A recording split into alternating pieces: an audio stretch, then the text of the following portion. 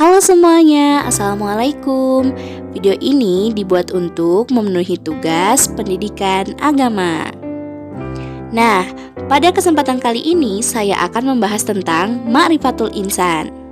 Sebelum itu, perkenalkan nama saya Siti Maisyaro dari kelas C4 Manajemen dengan nomor NPM 101200078. Nah, apa sih Ma'rifatul Insan? Ma'rifatul insan mempunyai dua kata, yaitu ma'rifat dan insan. Ma'rifat berarti mengenal, sedangkan insan berarti manusia atau diri sendiri.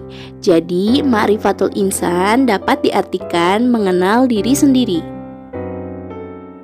Kenapa kita harus mengenali diri sendiri? Apakah penting? Nah, kita harus mengenali diri sendiri, dari mana kita berasal dan untuk apa kita diciptakan dan apakah tujuan kita. Setelah mengenali diri sendiri, diharapkan akan menghasilkan ketaatan dalam menjalankan tugas sebagai manusia. Jika ingin mengenali Sang Pencipta kita, alangkah baiknya kita harus mengenali diri sendiri. Nah, untuk Ma'rifatul Insannya sendiri terbagi menjadi beberapa bagian, tapi untuk video kali ini saya akan membahas 7 bagian saja. Yang pertama ada ta'rif al-insan, yang kedua ada hakikatul insan, yang ketiga takotul insan, yang keempat nafsul insan, yang kelima sifatul insan, yang keenam hakikatul ibadah, dan yang ketujuh syumuliyatul ibadah. Langsung saja ke bagian yang pertama, yaitu ta'rif al-insan. Ta'rif al-insan yang berartikan pengenalan manusia. Maka di sini akan dijelaskan dari mana berasalnya manusia dan dari apa manusia diciptakan. Seperti yang telah diterangkan dalam Quran surat Al-Mu'minun ayat 12-14, manusia diciptakan dari saripati tanah, yang berbunyi, sesungguhnya kami menciptakan manusia dari saripati tanah, kemudian kami menjadikannya air mani yang disimpan dalam tempat yang kokoh, yaitu rahim. Kemudian air mani itu kami jadikan sesuatu yang merekat, lalu sesuatu yang merekat itu kami jadikan segumpal daging, dan segumpal daging itu kami lalu jadikan tulang belulang, lalu tulang belulang itu kami bungkus dengan daging, kemudian kami menjadikannya makhluk yang berbentuk lain. Maha suci Allah, pencipta yang paling baik. Bagian yang kedua yaitu hakikatul insan. Hakikatul insan memiliki arti hakikat manusia. Nah, ada dua tugas manusia yang harus dilakukan di muka bumi ini.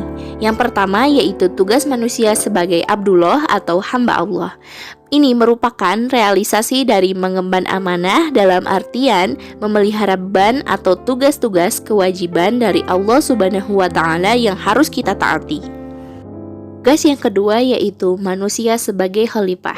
Firman Allah dalam Quran surat Al-Baqarah ayat 30 yang berbunyi, ingatlah ketika Tuhanmu berfirman kepada malaikat, aku hendak menjadikan khalifah di muka bumi.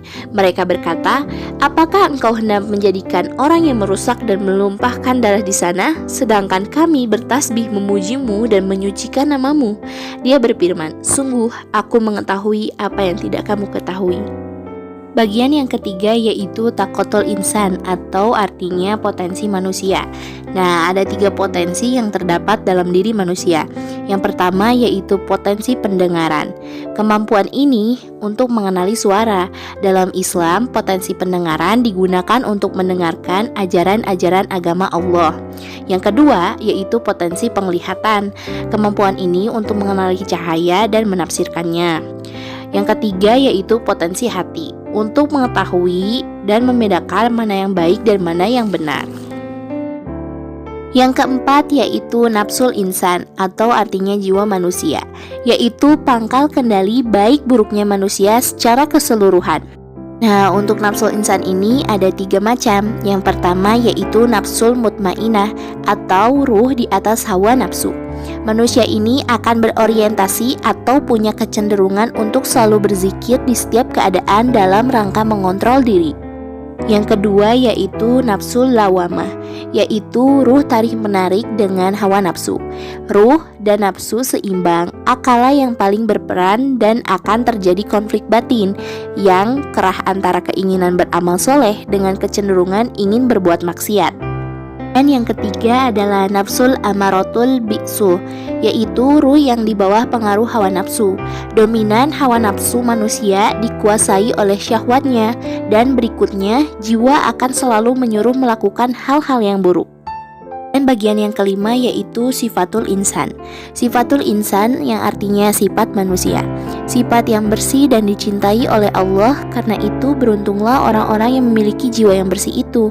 Nah, untuk sifat manusia terbagi menjadi dua. Yang pertama yaitu sifat yang mulia, dan yang kedua adalah sifat yang tercela. Contoh dari sifat yang mulia diantaranya yaitu banyak bersyukur atau syakur, penyabar atau syabur, belas kasih atau raufun, kasih sayang atau rahimun, lemah lembut yaitu halim, suka bertaubat atau awab, dan masih banyak lagi. Contoh dari sikap tercela yaitu tergesa-gesa atau ajulan, banyak berkeluh kesah atau haluan, lalai atau ghafilan, melampaui batas atau thagian, pelit atau kotoran, dan masih banyak lagi. Dan yang keenam yaitu hakikatul ibadah. Hakikatul ibadah atau yang artinya hakikat ibadah. Ibadah berasal dari kata abada yaitu menghamba, abdun yaitu hamba, dan ibadah berarti penghambatan, ubudiyah yang berarti perbudakan.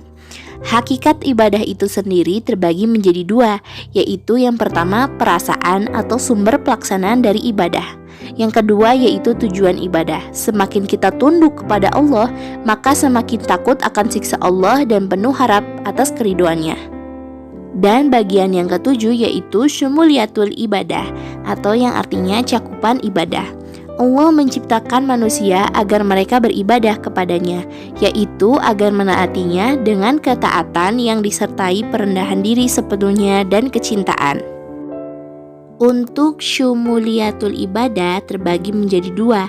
Yang pertama yaitu tasyamulul dinakulu, atau mencangkup persoalan agama seutuhnya, mencangkup segala perkataan dan perbuatan yang dicintai Allah, mencintai Allah dan Rasulnya, takut kepada Allah, kembali kepadanya, ikhlas memurnikan agamanya. Dan yang kedua yaitu tasyamulul hayati kuliha, yaitu mencangkup peri kehidupan seutuhnya. Ibadah kepada Allah meliputi seluruh aspek peri kehidupan manusia dan mengatur segala persoalan secara tuntas. Nah, mungkin cukup sekian video dari saya. Mohon maaf apabila salah kata. Wabillahi taufiq wa hidayah. Wassalamualaikum warahmatullahi wabarakatuh. Jangan lupa like, komen, dan subscribe ya. Bye-bye.